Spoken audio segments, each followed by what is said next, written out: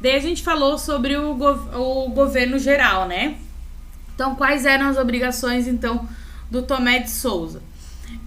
Desempenhar funções amparado por auxiliares. Então, a gente vai ter o governador geral, o provedor-mor, que era a pessoa responsável por arrecadar finanças, o ouvidor geral, que exercia a justiça, capitão-mor da Costa, que ficava, não quero o sobrenome, né, mas da Costa, porque ele supervisionava e assegurava a defesa do litoral.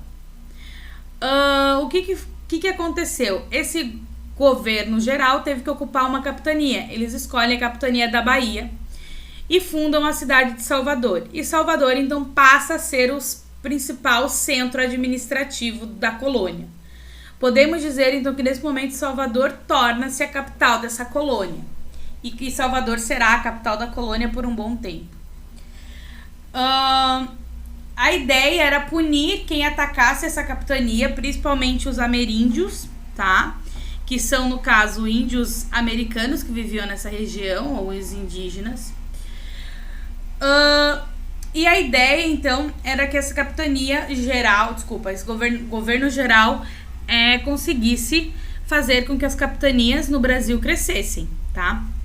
Só que acontece, o Tomé de Souza deixa de ser governador geral e ele vai causar descontentamento por parte dos padres da Companhia de Jesus, porque ele vai ter uma boa relação com a Companhia de Jesus. Mas, professora, o que é a Companhia de Jesus? Então, a Companhia de Jesus, que são os jesuítas, é uma companhia, então, que foi fundada por Santo Inácio de Loyola lá na Contra-Reforma, quando a igreja estava mudando as suas formas, que a gente viu lá do que devia ser mudado na igreja católica, enfim. Então, ele funda isso em 1534, em 1534, e juntamente com um grupo de estudantes da Universidade de Paris, eles vão fazer um voto de obediência à doutrina da Igreja Católica. Eles vão criar um trabalho missionário e educacional. O que seria um trabalho missionário? É você ter uma missão e você cumprir essa missão. Normalmente a missão era o quê? Evangelizar pessoas que não eram católicas.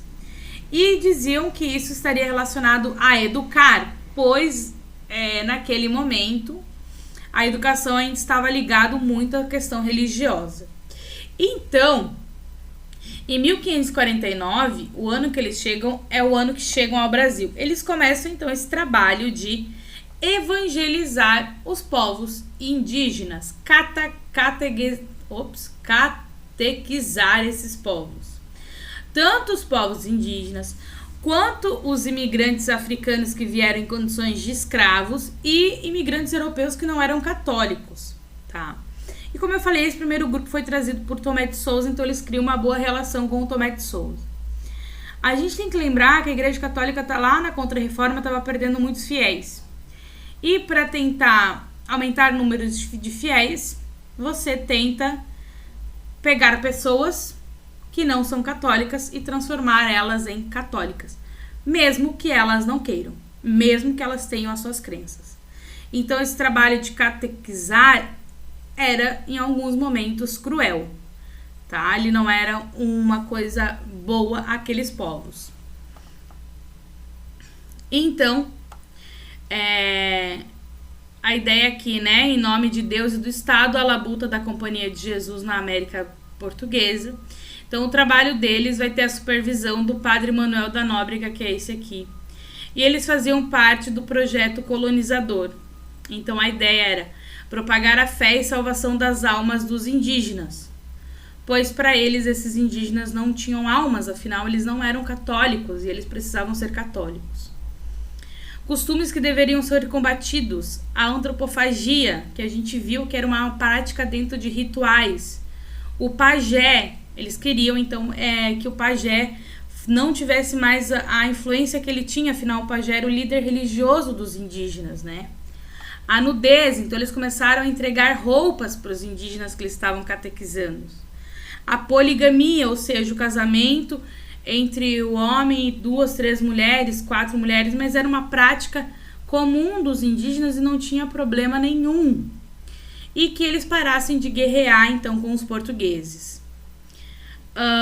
E se eles não fizessem isso, eles eram considerados maus cristãos.